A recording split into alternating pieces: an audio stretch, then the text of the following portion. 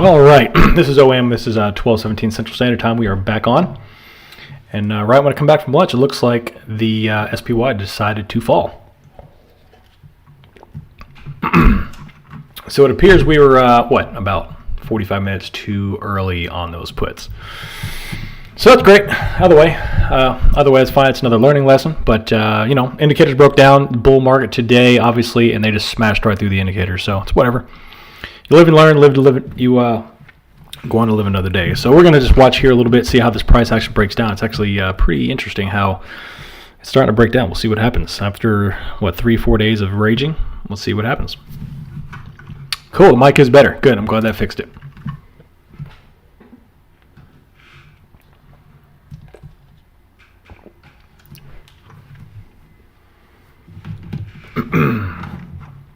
And apparently I accidentally put this YouTube video as YouTube Kids, so y'all aren't able to comment, but I'm going to try to fix that too.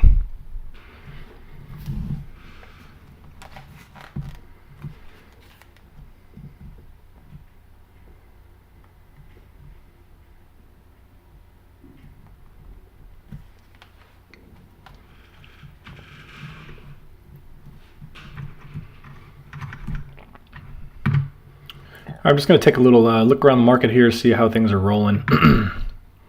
QQQ is, man, it hasn't even pulled back like SPY has. It's still spiking pretty good. The Dow's trending downward.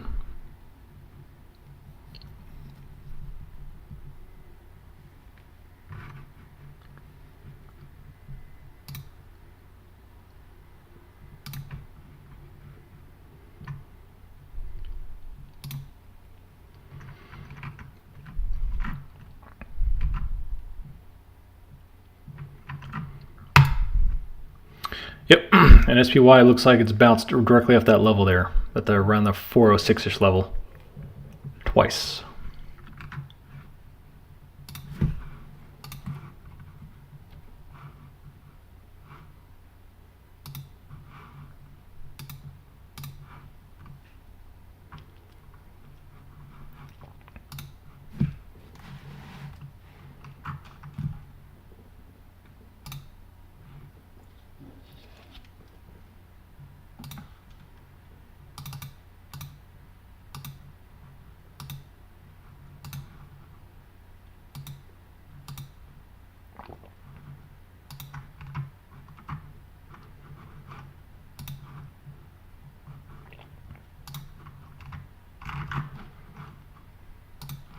All right, just fixed the kids settings. It looks like that should be normal video now.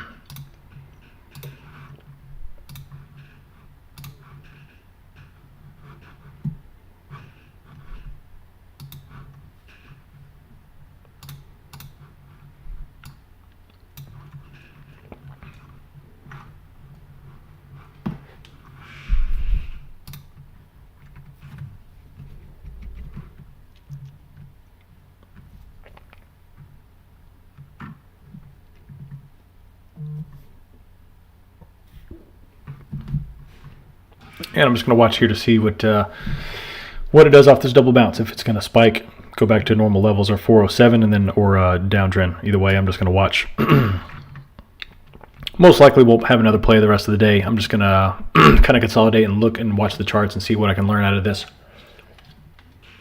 and then get back into it tomorrow. We'll see. Unless there's a positions open up. If I see a big time degradation of price here, then we'll consider it.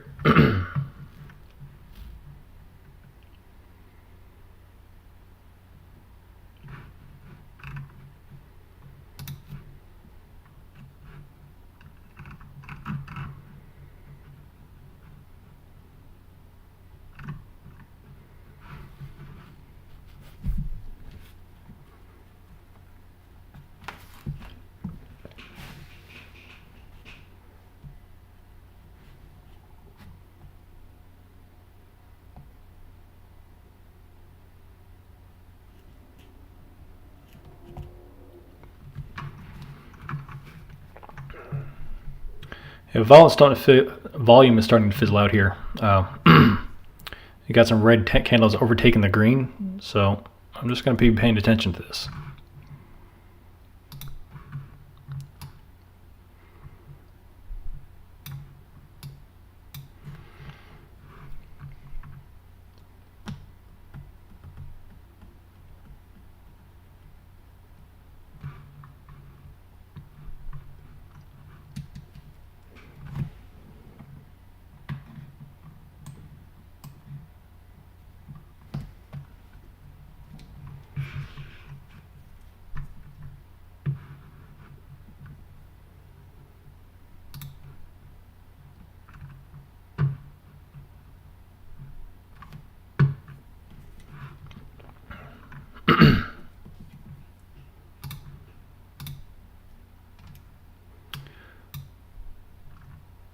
Tesla's been hit pretty hard since the open. They were open up, what, 7%. Now they're down to 4.3, and looks like they're about to downturn again. So just trying to pay attention to tech here too as well.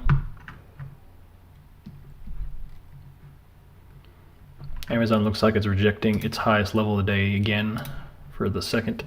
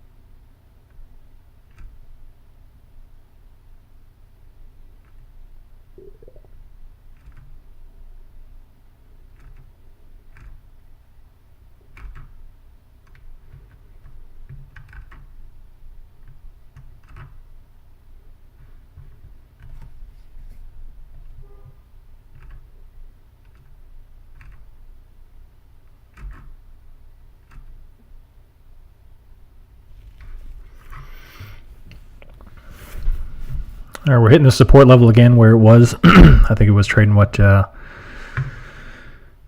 already bounced off this 406.20 level, and it's trending down towards it again. We'll see what happens.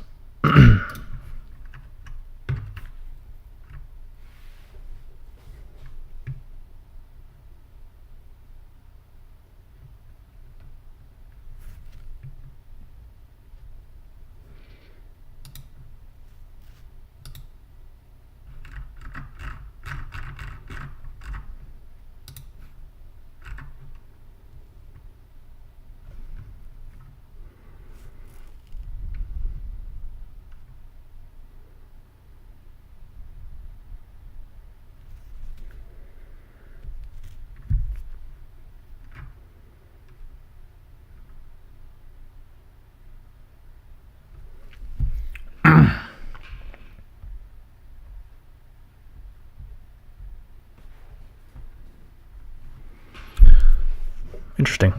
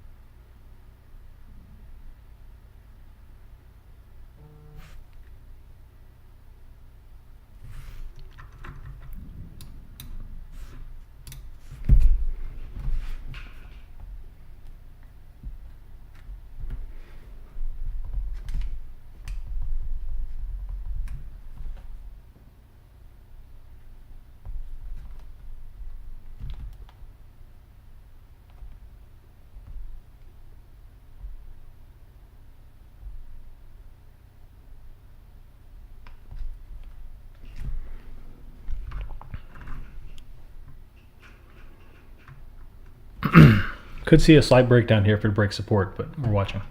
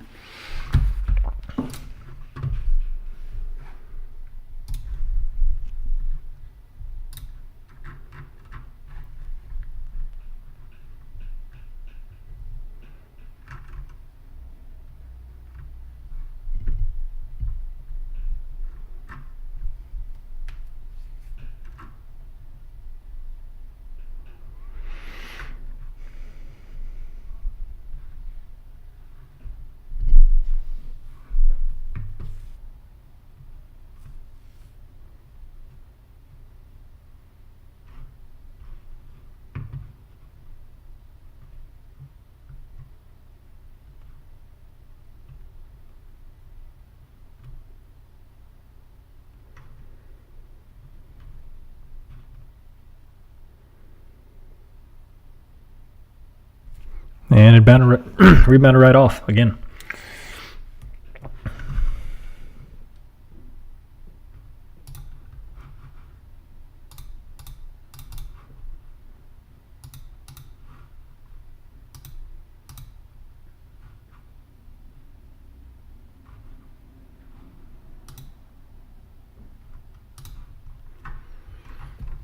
The buyers definitely haven't gone away. There's no buyer's exhaustion that I'm seeing, which after the past few weeks is pretty incredible. So we're going to keep watching this. Definitely not going to take a trade the rest of the day unless I see a big trend change in one way or the other.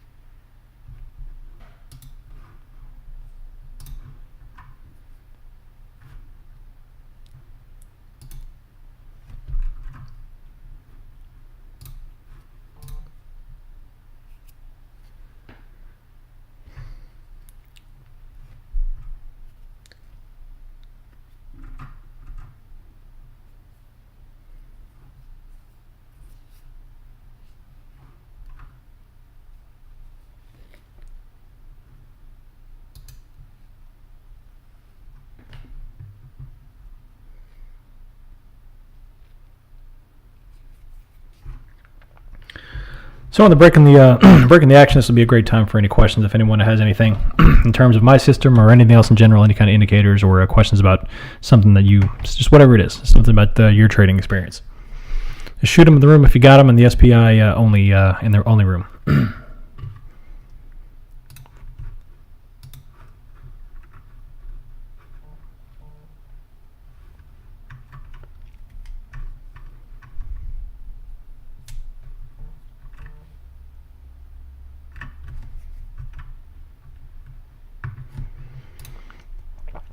No, it's not. No, it's not. I'll have to recalculate it here in a second, but no, it's not some 90%. So I'm sure it'll be slightly below that, but we'll see.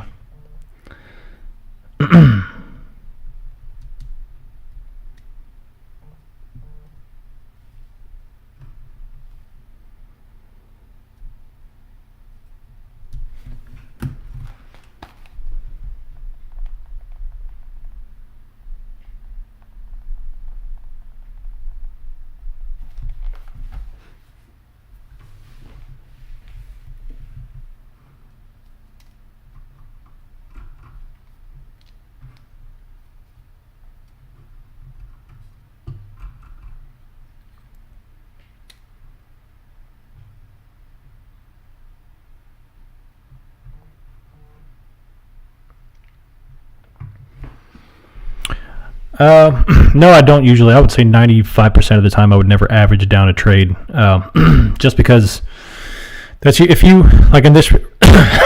Sorry, for this example here, if I obviously had a incorrect entry there, so I'm not going to double down on that. That's an incorrect job. That's why I go ahead and take the stop loss and just chalk that up as a loss. If you double down on a losing position, that's a good way to really lose your butt, because if that were to spike.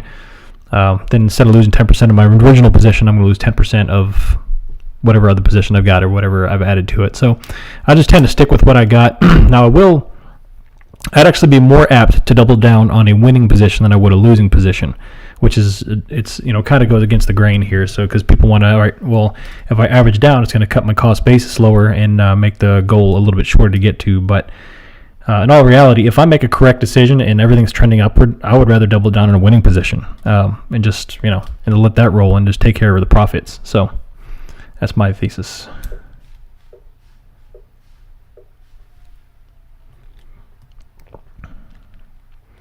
Do you notice any less reliability in morning versus afternoon positions? It really depends. I usually like to play the late morning stuff, like after the afternoon shakeout. I can kind of feel what's going on. For example, if there's a huge pop where on a red day or a huge profit-taking sell-off on a green day, that's an easy play for me to take. I'm pretty confident in those plays. This style of trading here, where it's just bullish all day long, no real dip, it's a little harder to play. I would say this is it's more hard to play than those other ones. So it really depends on the type of market and when things actually break.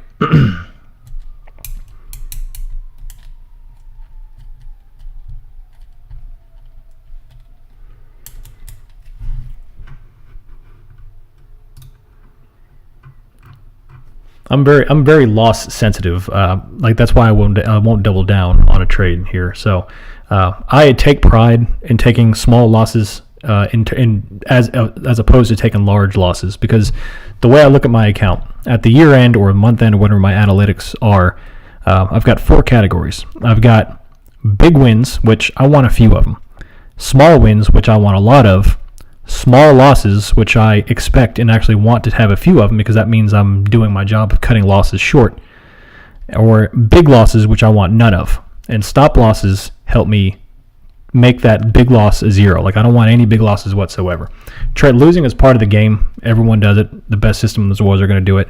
So you really want, if you want to become a profitable trader, you have to minimize those losses to no more than 10% or whatever your specific loss tolerance is, depending on your account balance. No one really talks about the emotion style of trading. You can go look all day long on YouTube about trading videos and how to do, indicators and RSI and EMAs and entry points and all this stuff. But when you boil it down to it, it's all about learning the emotions of it. And I think not enough conversations are had about the emotions behind trading than everything else. Because you can have a proper entry all day long. You can do analytics, you can do technical trading all you want, but if you can't control your emotions when things turn against you or when things are going really right for you, then you're not going to become as profitable as you can, and you're going to take losses. Uh-oh. Looks like we got a little breakdown in price going here.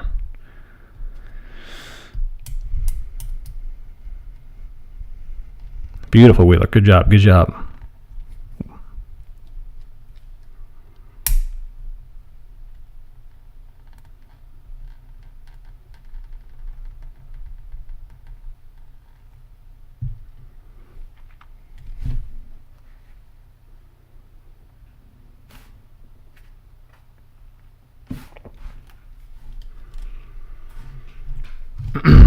We actually going to get the final price breakdown we've been waiting for a while. Man, we missed those puts by, 45 minutes. Part of it.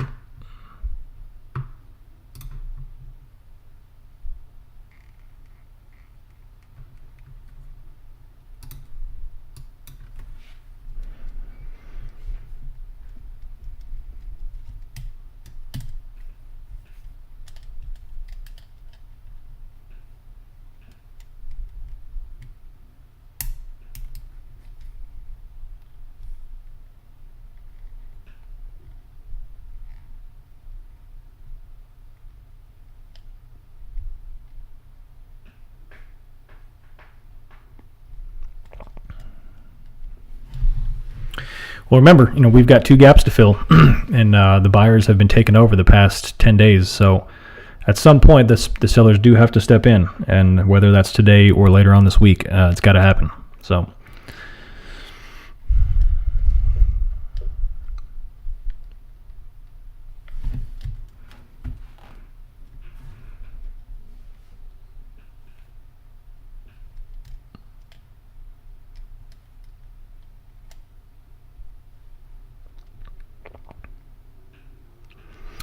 Not on RSI alone, Hasselhoff. I don't go by any indicator alone by itself. So yes, I'm going to start drawing that RSI in because it is at 32 and climbing right now. But then I'm going to look at other indicators. The EMA, the price is still below the EMA. I'm at least going to wait for it to start. Actually, hold on. Let me switch over to the 5. Here, I'll switch this one over. See, if you can see right here, the price action is still below the 5 EMA.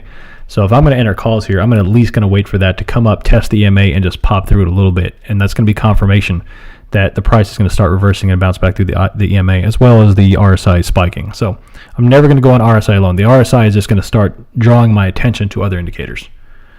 But no, I definitely would not have this as a call entry just yet. Or a put entry for that matter.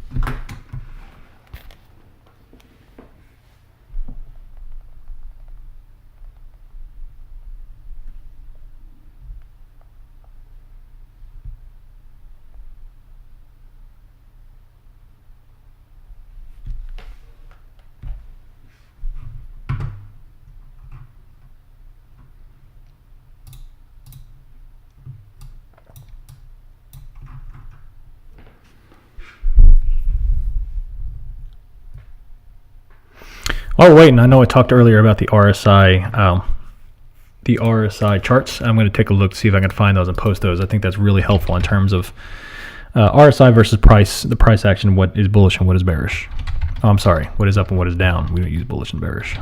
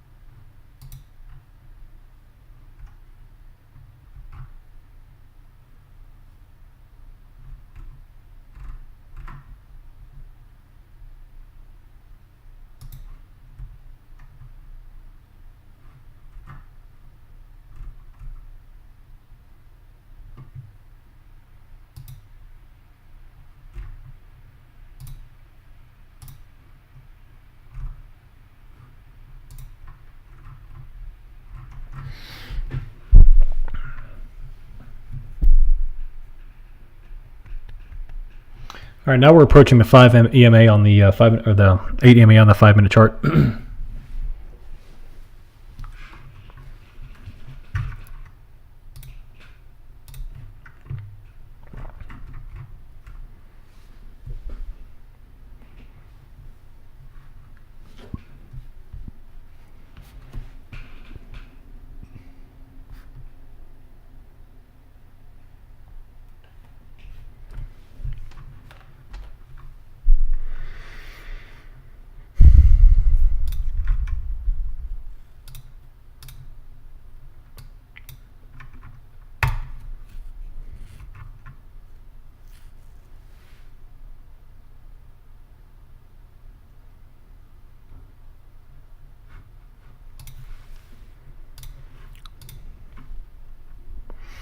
All right, I'm going to wait for the break here and see what happens here, and then I'm going to get off here to take care of some house chores around the house, and I'll be on hopefully right before the market closes to kind of give my final thoughts, and then I'll definitely post my post-market thoughts this afternoon.